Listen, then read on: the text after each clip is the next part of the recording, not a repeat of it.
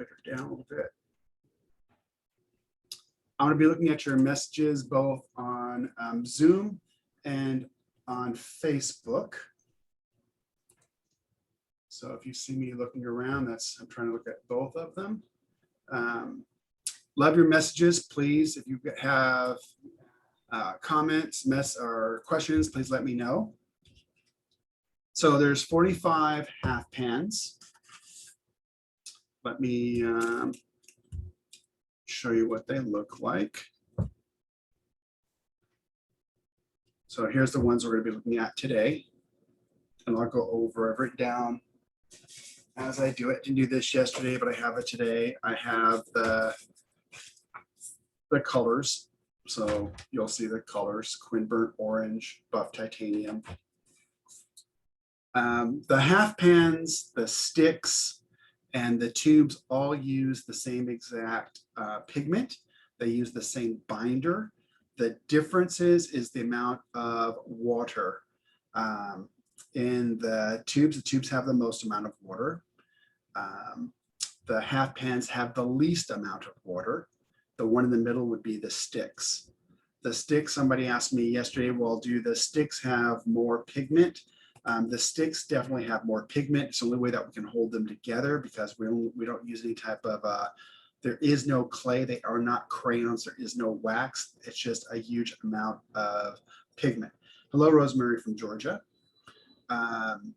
So that's the difference. The difference is the amount of water. Somebody asked yesterday as well. Hello, Nancy from sunny San Diego. Asked me yesterday, which one has the best value?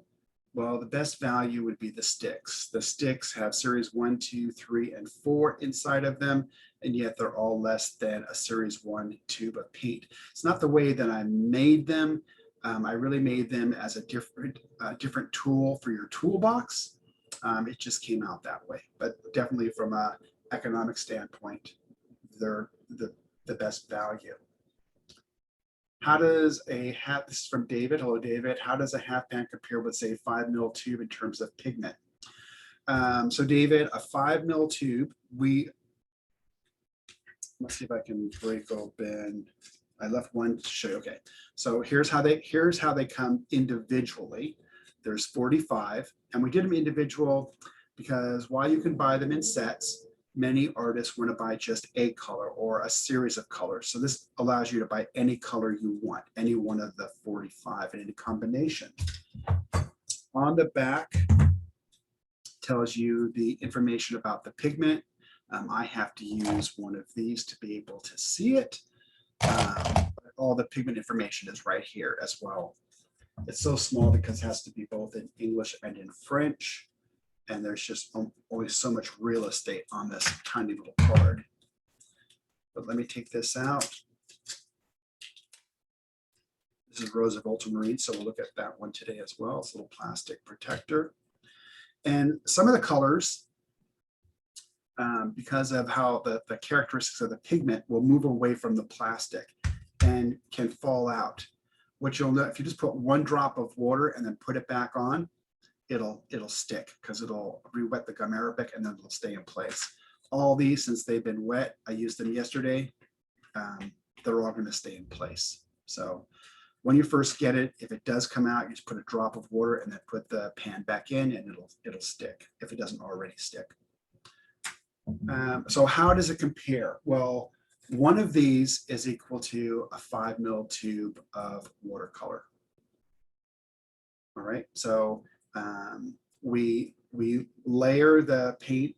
Probably takes anywhere from 2 to 4 layers. I'm just going to break one out. I can't, but it's like little sandwiches. So we do a layer, we wait 1, 2, 3 weeks, do another layer, wait, do another layer, and get it to the top.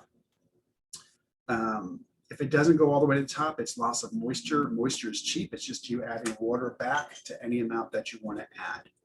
So David, 1 5 mil tube is equal to a half pan. Kathy Cheney, Washington, there are neighbors to the east. Very nice. Okay, I think that answers those questions. Hello, everybody from Zoom and also on Facebook. Now on Zoom, you can actually ask questions and I can hear you. We'll put those ultimately down here. All right, so why don't we start with the first 5. Let me put those over here. Show you those. Okay.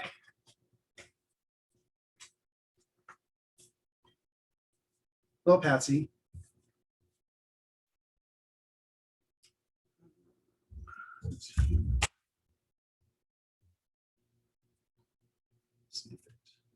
There we go.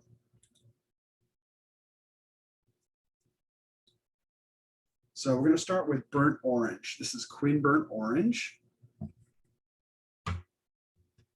Quinn burnt orange.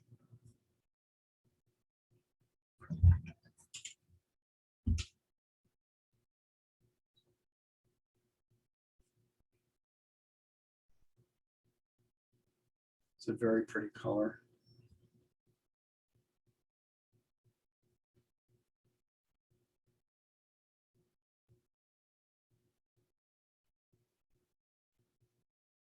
So the pan's gonna have the same characteristics that the tube or the stick would have. If it granulates, it granulates. If it's transparent, it's transparent, etc. Because it's the same exact pigment, it's the same exact binder. The difference is the amount of water. Hello, Sandra. Good to see you.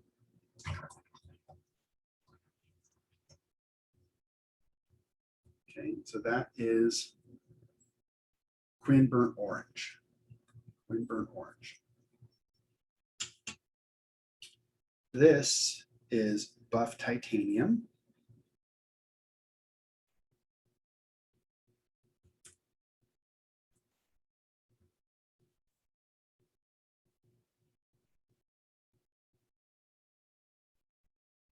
It was hard for it to show up yesterday. It's showing up better today. Well, let me show you what I did yesterday as well. I'll just do it on here so you can also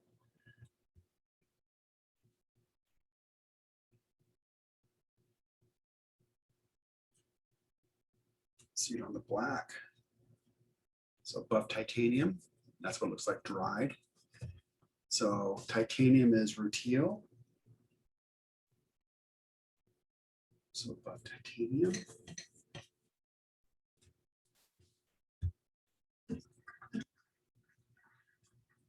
So someone asked me about Quinn burnt orange yesterday. Quinn burnt orange, the pigment is no longer available.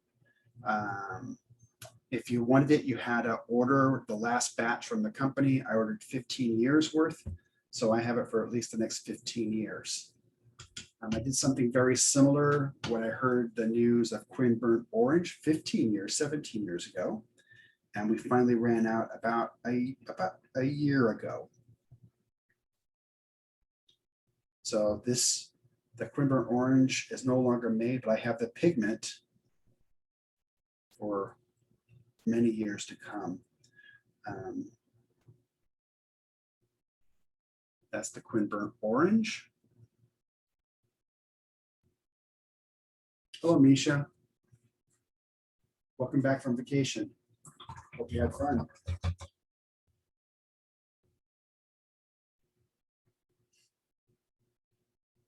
This is Quinn Rose. We talked a lot about the Quinn Rose. It's PV19, pigment violet number 19. So it's the same pigment as Quinn violet and Quinn red. It's just different alpha and beta particles on different part of the 5-ring structure, which is a Quinn. There we go, Quinn Rose. Quinn Rose.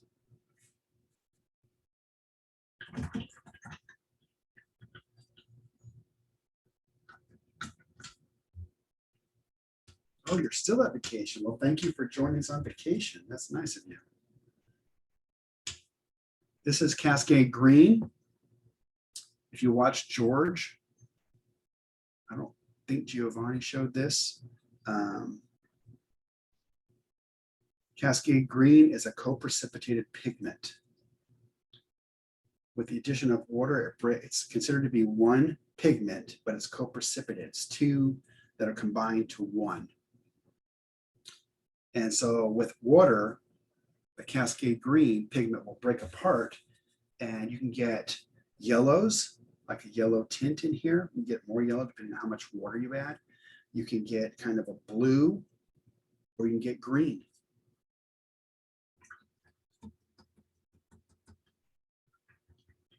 One artist told me she had used Cascade green and came down the next day and it was like gremlins were inside of her house, because she said, I didn't use blue yesterday or yellow. And you can see it kind of breaking apart here. At least I can in front of me. Kind of see the yellowish kind of tint inside of here. So it's nighttime and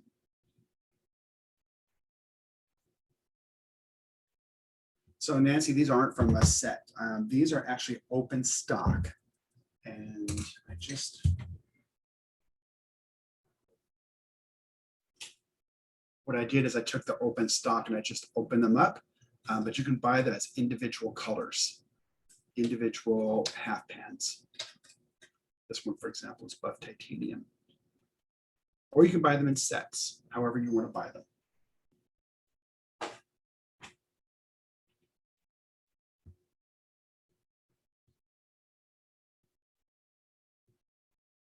So the colors differ in the Quinn Rose, that's not opera. So the colors in the Quinn Rose, the violet, and the red, because of different alpha and beta particles on the chain. The Quinn Rose and the opera are very different in that the Quinn Rose is a permanent, whereas the opera has as part of it a fluorescent.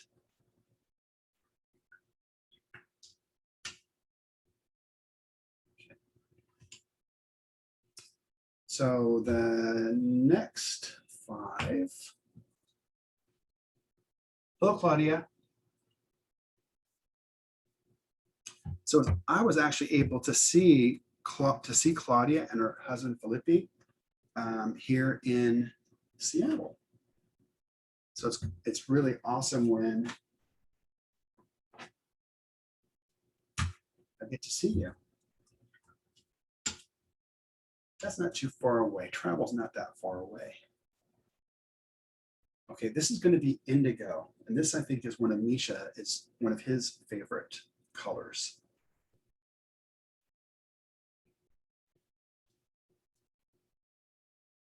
I just flipped it onto the Cascade green. That's indigo. It's a very strong color. Hello, Victoria.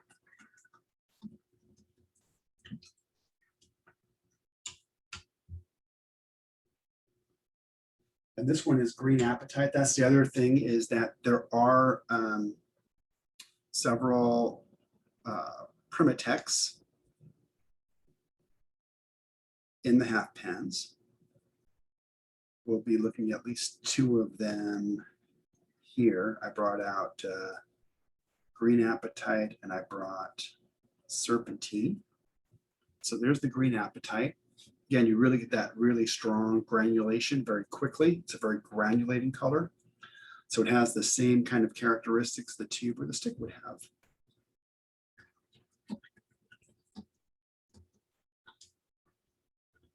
So Jody says, I love indigo. It's so versatile. Yeah. This is going to be Lunar Blue.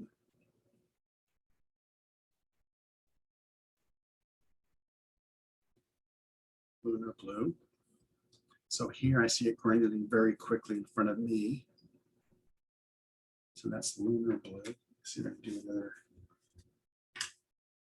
piece of paper.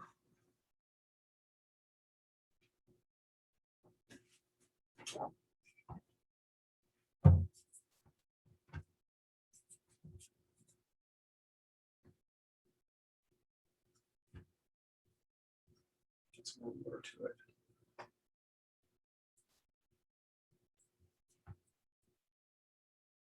So it granulates very quickly. You start seeing it granulating here.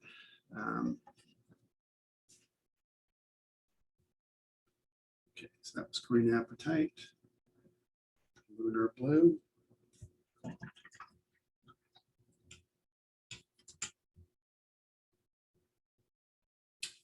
This is Moon Glow.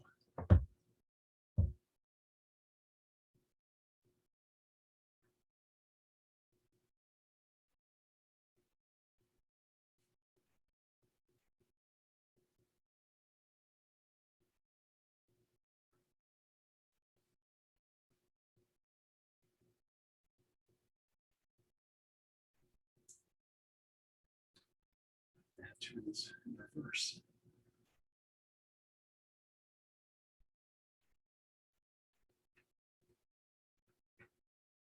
I have these in reverse. This is definitely the Ultramarine Blue. It's one of my favorite colors. Hello, Besnick.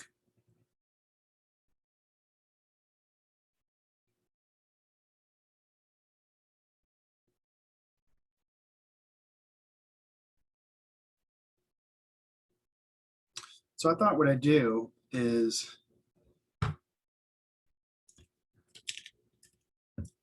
on Thursday and Friday. On Thursday, I'm going to go over the colors or go over the vehicles, and then on Friday there'll be an artist that's like Giovanni's been with us so far, and George's been with us. Next week, Caroline Devil will be with us. She'll be going over the watercolor grounds. I'm going to have Raffaelli with me.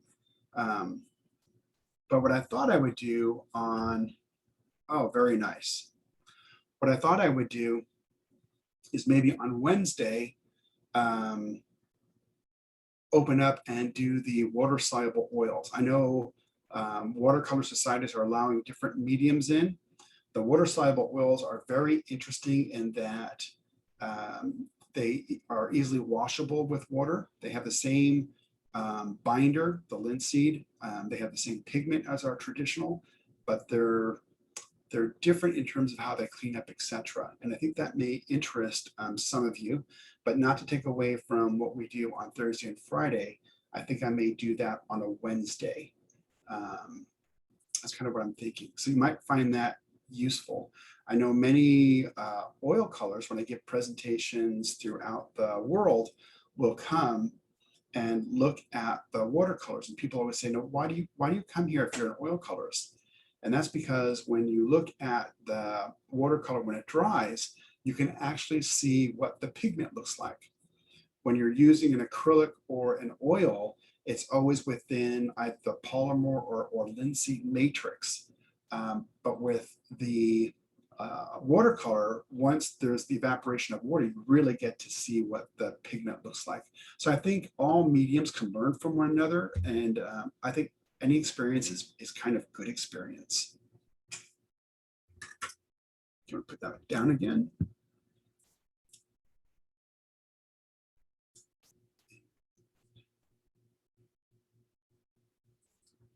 Next one I have.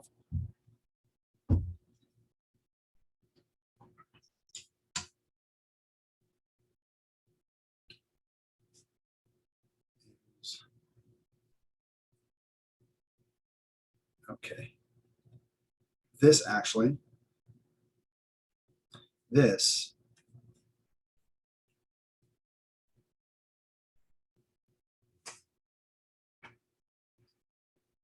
I got messed up here. This is the Moon Glow.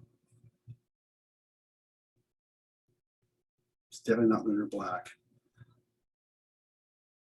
It's when I put things upside down.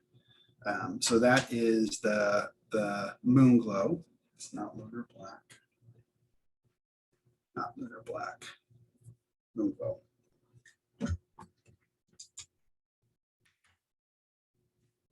So we put that over here.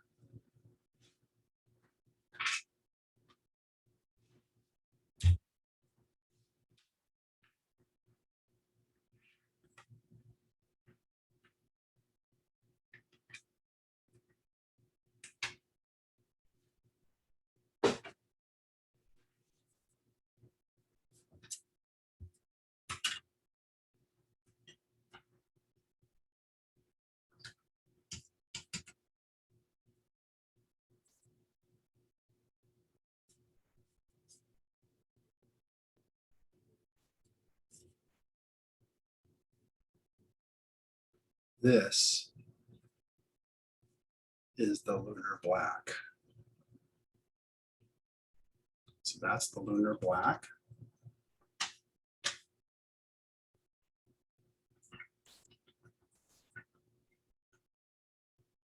I'll be back to where I need to be.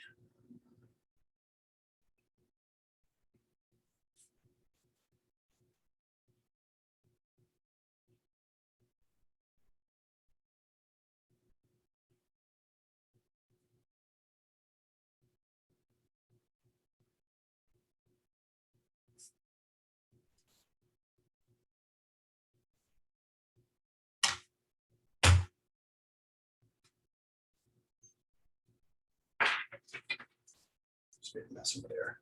This is the shadow violet. That is the moon glow. So moon glow, lunar black, shadow violet.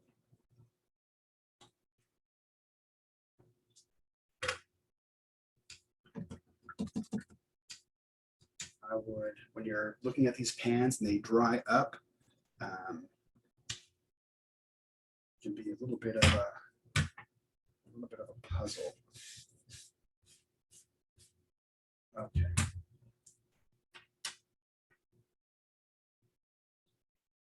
So the next one.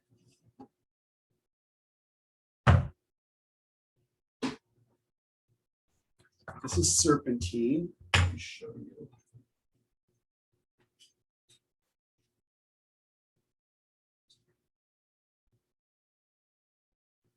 So here's what the Primatex look like. It'll have a P for Primatech, and this one happens to be green apatite. And so the pan's down here. But it's easy to find them when they're hanging up because you just search for the P for Primatech.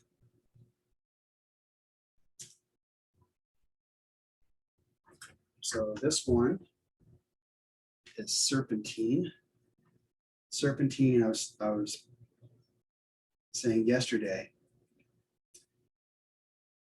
when I think of Australia, which is just a very beautiful country, the one place I always leave out, because it's to the side, it's kind of a little island, is Tasmania. And it's extremely, I found it very, very beautiful. And Serpentine, this Serpentine comes from Tasmania. And it was very interesting to visit Tasmania and to visit the miner. Used to be a lot of people that would mine there. He's about the only one that's left.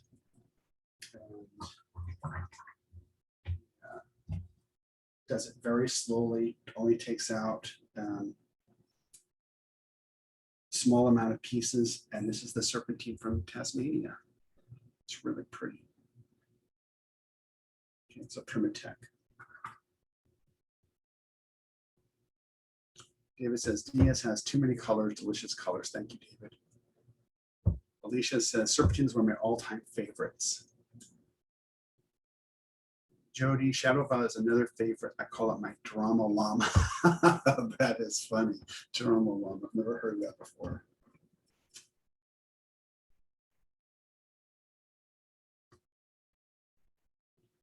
Okay. I think I'm back. Okay. So there's the Shadow Violet. Shadow Violet is made of 3 pigments. It's made of Ultramarine Blue, Pyrrole Orange, and Viridian. It's similar to the Moon Glow, which is made from Anthraconoid Red, Viridian, and Ultramarine Blue. All the dry pigments are mixed together dry, and then the vehicle is put in, the Gamarabic is put in as the vehicle. And that's why you can mix it with 1 or 2 other colors and not get mud, because it's considered to be one color. It's locked in place, which is really kind of interesting. This one's going to be Undersea Green.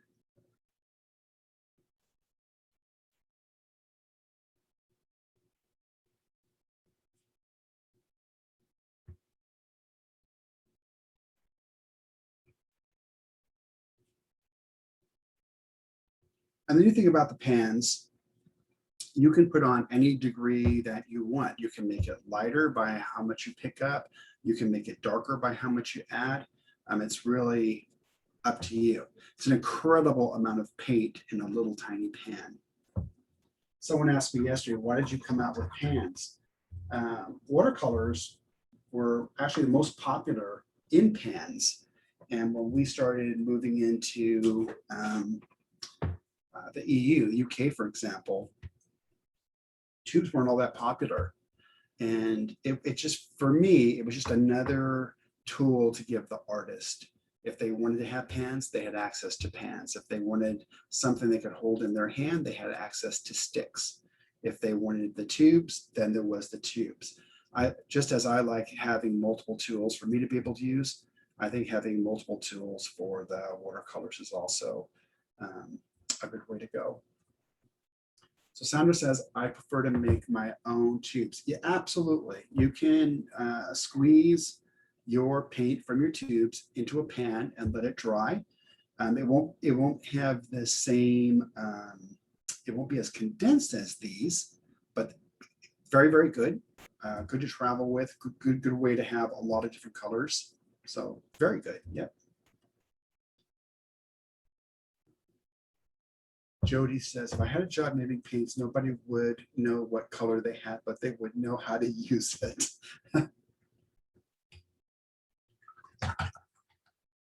So naming convention for us is if it's a single pigment, it goes by the name of the creator, whether that's a laboratory or a person. For example, quinacridone, made in the late 50s, was named that by the chemistry house, and it's because of the molecular, the 5-ring quin, 5 rings. So we use the same name. If it's quinethalone, quinethalone yellow, again, that's from it's a single pigment, so we go by who made it. It also allows it to be looked up online very easily. I know many of you are very inquisitive and want to learn more about a pigment, what it looks like, how it came about, the history, and it makes it much easier for you to find. Simultaneously, if you go online, the spreadsheet, and I do this every time I'm going to have a presentation with you, I print out all the different information. For example, there's 45 half pans, and I do it by alpha, and it says, for example, Cascade Green. Cascade Green, raw sienna, and phthalo cyanine blue. It's excellent light fast, that's 100+ years. It's medium staining, it granulates, and it's semi-transparent. So, and it's the 2 pigments, so the color index name is pigment brown number 7 and pigment blue number 15. So you can find all that information. It's online if you ever have interest in doing so. Nancy says, my daughter is amused by Hooker's green. Okay, trans red oxide. I think it's a really pretty color.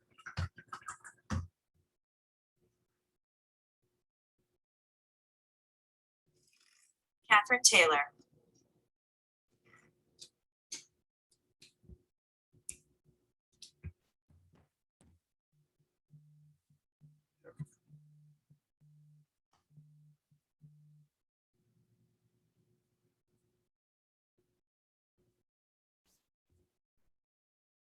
So that is the transparent red oxide.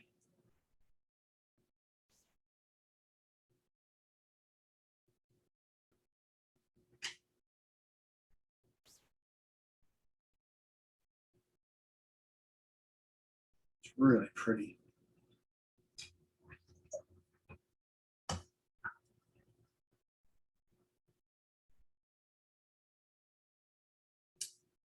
Latiza,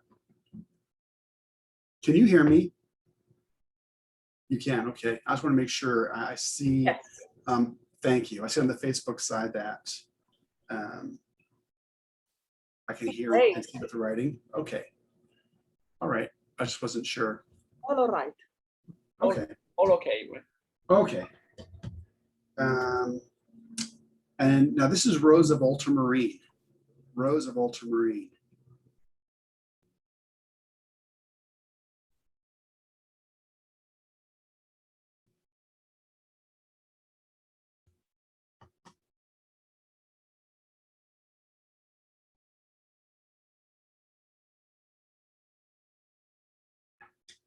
So Rose of Ultramarine, really pretty color.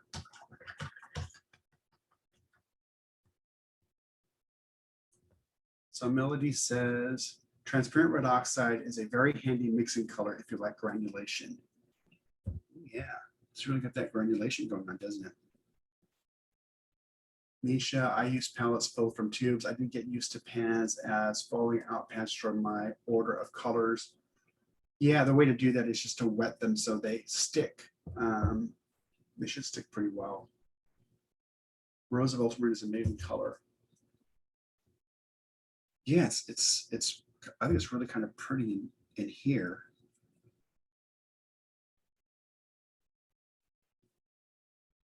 I will tell you, it's interesting when you have the pans and they're just all mixed up on a tray and they dry.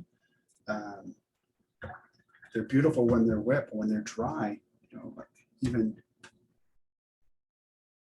even those two. I mean, it's easy once you wet them to see what they are. And if you hold them, they just look dark, but you wet them.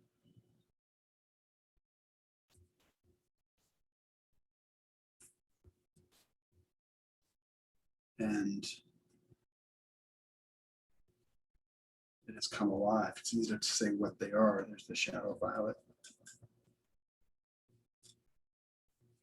Shadow violet, you can tell because it has that orange, kind of orange tint in here. I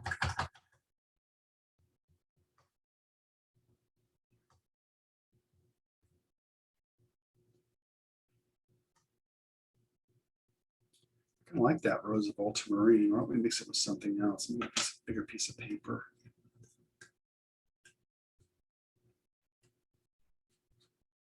Play.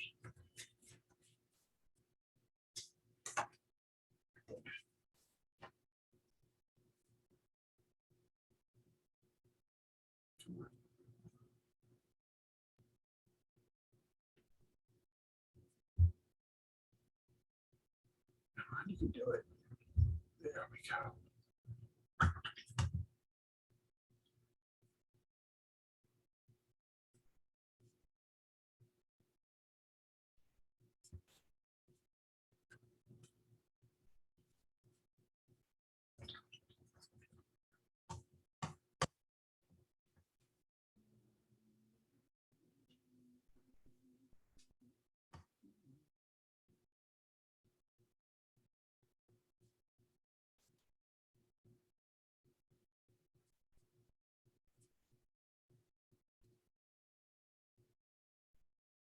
So that's a transparent red oxide with some buff titanium.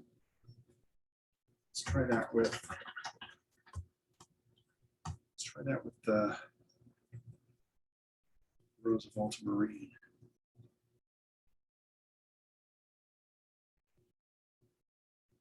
Some buff titanium.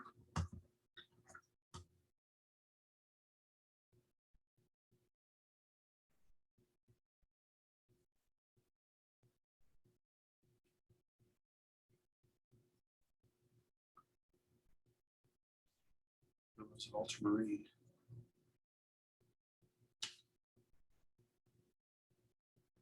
Hello, Raphael. Good to see you. Oh, so Rosemary says double stick tape is your friend, so to seal them on the bottom. That's good. That's a good piece of advice. Okay, let's try Serpentine.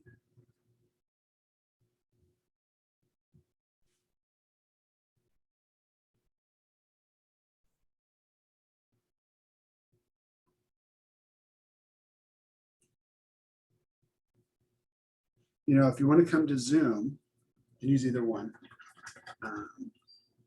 But on Zoom, you can actually turn the video off. If the video is stopping you, it's easy to turn off.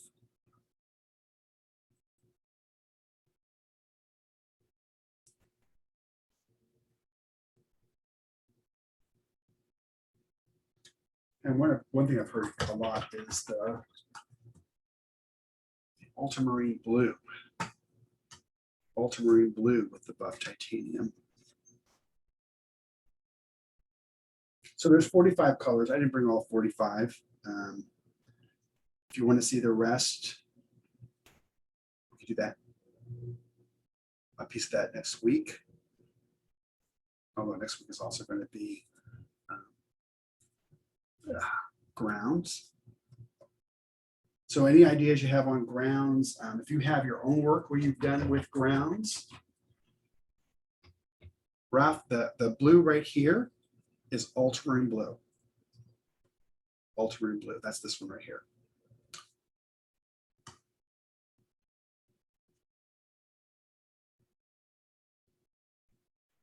I think as plain as it is, I really like the ultramarines.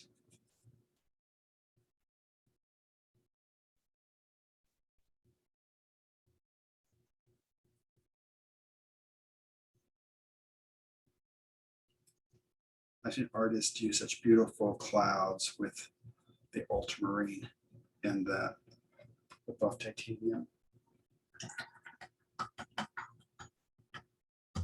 First one. This one, that is going to be. Let's see, I have.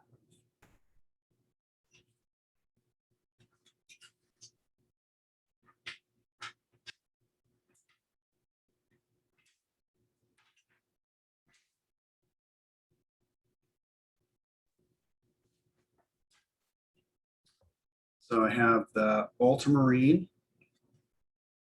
the indigo, the lunar is, that's actually the lunar. That's the lunar. I have those right here too. I was saying yesterday that it doesn't get on your hands as much as a stick does. And you have it inside of a palette.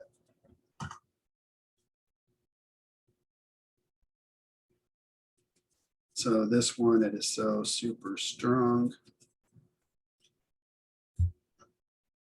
That is indigo. Try the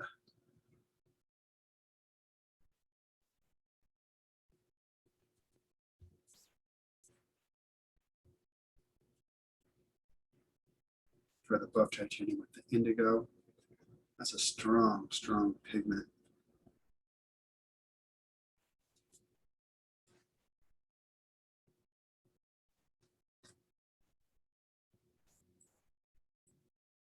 So Raphael says, also try gray titanium. Yeah.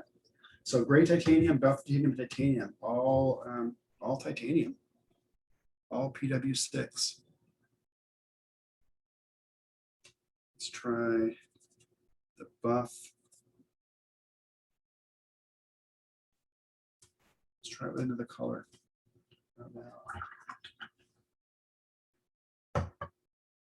Let's try with the rose.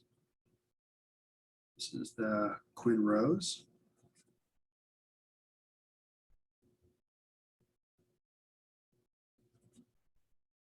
With the buff. There's the Quinn Rose by itself.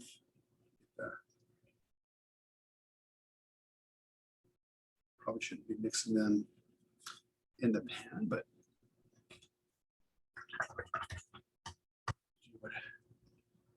what we'd like to do.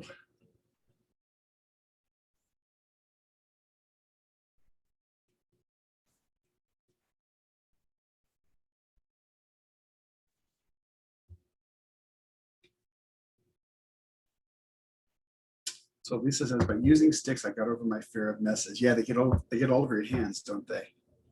These not as much. They do when you grab them by the sides, but if they're in a palette, they're really good.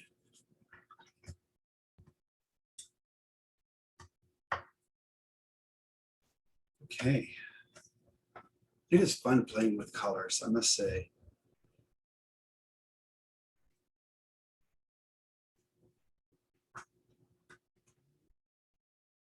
Let's try the gold. So this is going to be the burnt orange.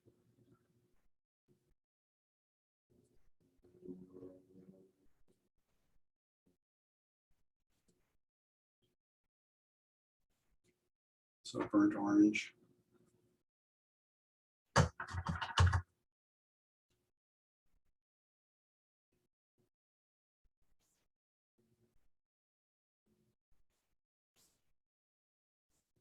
That's the Quinn Rose inside the burnt orange. Try some buff titanium.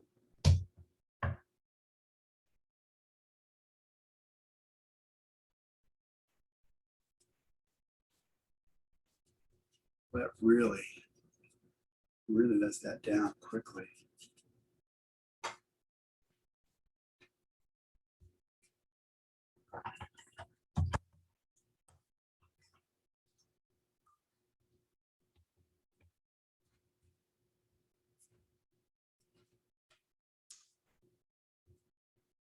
So any you'd like to see mixed together? Now I'm getting to the point where I need to make sure. So that's the, we could try, that's going to be the lunar.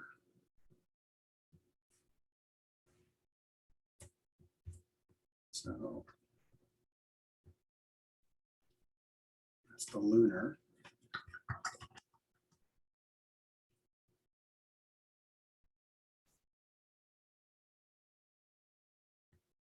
Grind it really well, really fast, really well.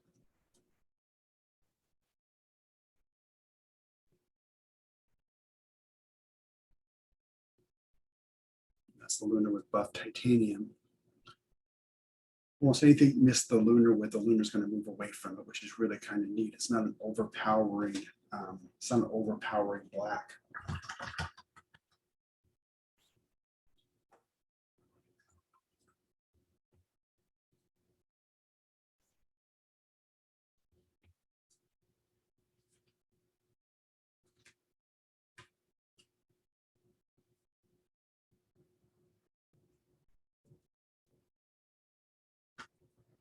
Okay.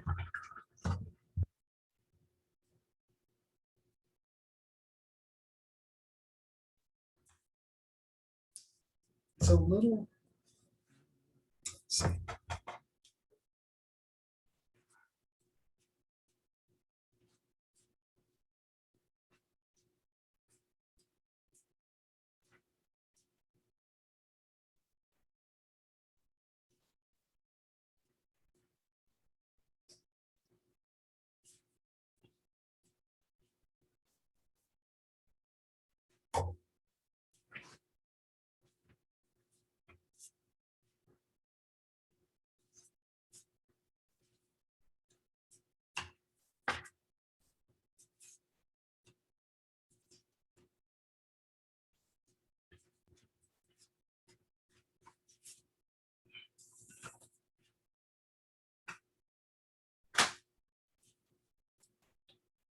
So here is the Quinn burnt orange. Quinn burnt orange. This is the quinacridone sienna. And this is the quinacridone gold.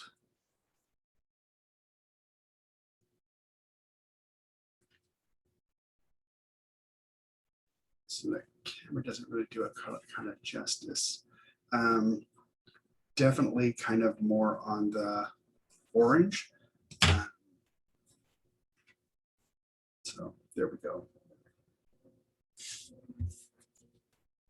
Let's see, Kathy says, are there labels in the plastic pan containers? Yes. Oh, no. You mean on these right here? No, there's not. They're on this right here, all the information front and back, but not on these right here. When you buy these in sets, we have an acetate that sits over the top, and the acetate shows you can actually see through it to see all the information and then underneath it. But not on the pans themselves.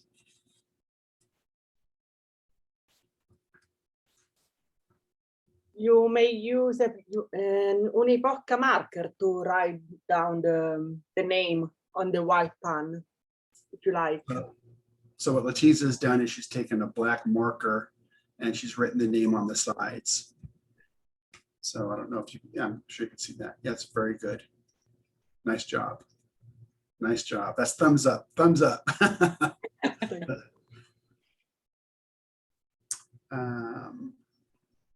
see. Messages. Yeah, Letizia is fantastic. She and Giovanni do all the colors as I do it, which is really nice. Burnt orange was put in sienna. Both very pretty. Claudia, French ultramarine.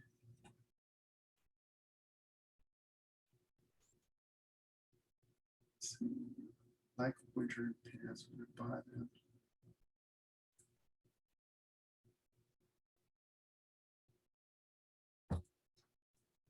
Okay. So I love your questions, and so if you need to see something, and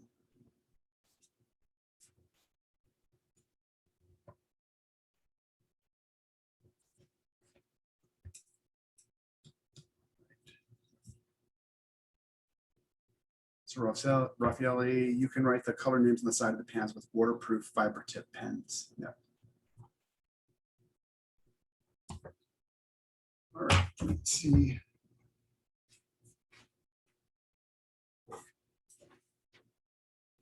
As they start to dry, when they start to dry, you can really see that granulation start to pop. So this is the serpentine. That's the serpentine. This right here is going to be the shadow violet,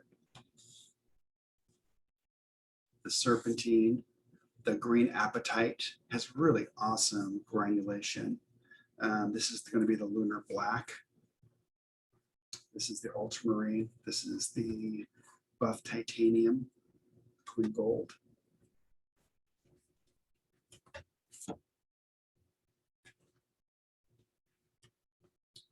Let's see, scrub this out so I can put some more in here.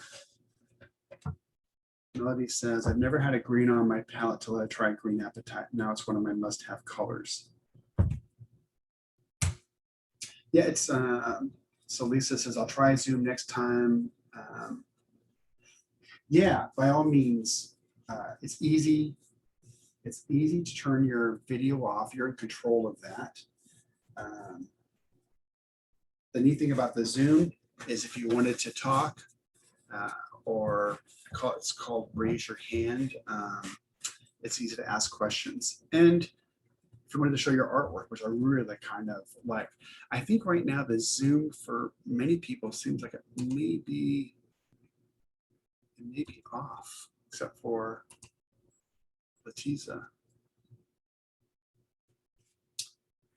Okay, so do you wear fancy pajamas?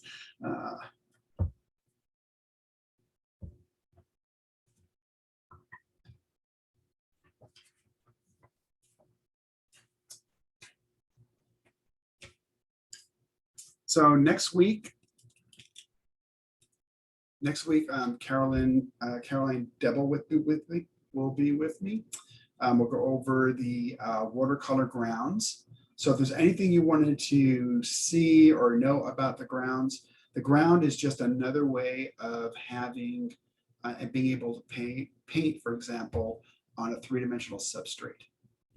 You can paint on glass, plastic, wood, metal, Pretty, as we like to say, no surface is safe, because if you put the ground on it, you can paint on it. So she'll be showing quite a bit of that. I'll show it on Thursday, and then Caroline will do a practical applications on Friday. But if you have questions, I'd love to know those. The other is, if you have examples, love to see examples. Oh, hello, now I can see. You were tagged. Yes, hi. Good to see you. Love to see your examples. As I have artists come on, they're super, super giving. I appreciate that they've been on. Giovanni, George, Politis. You can show your artwork and ask about your artwork. I'm going to be inviting Raffaele to be with me. And then I'm going to I'll do a presentation on the oils. It'll probably be on a Wednesday, so it won't take away from the watercolors. So Susan, I can only get this on, I can't get this on Zoom, only on Facebook. I got Zoom because I don't have a webcam. Oh. Yeah, I mean, it's great. I now see both of you. So I see those that are on Zoom, which is fantastic. And I see those on your Facebook, which is fantastic. So I'm able to see both your sets of questions.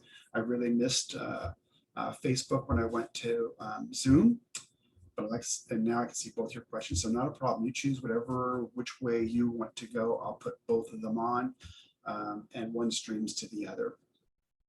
So with that, I'm going to end today. I wanted to thank you so much for joining me. Really love your questions. If you can always ask a question and I'll read it from the chat if you don't want to go live. Again, next week will be the watercolor ground. There's 6 different colors to the ground. If you have any questions, if you can send me a message, etc., just put it inside the Facebook or in the Zoom, and I'll be prepared to be able to go over that with you. Thank you, Elisa. Everyone, I wish you a great weekend. I look forward to seeing you next week. Thank you for spending your time with me. I do appreciate it greatly. It's good seeing you, and I wish you all health and happiness. I'll see you next week. Thank you, John. You're very welcome. Bye-bye, guys. Bye.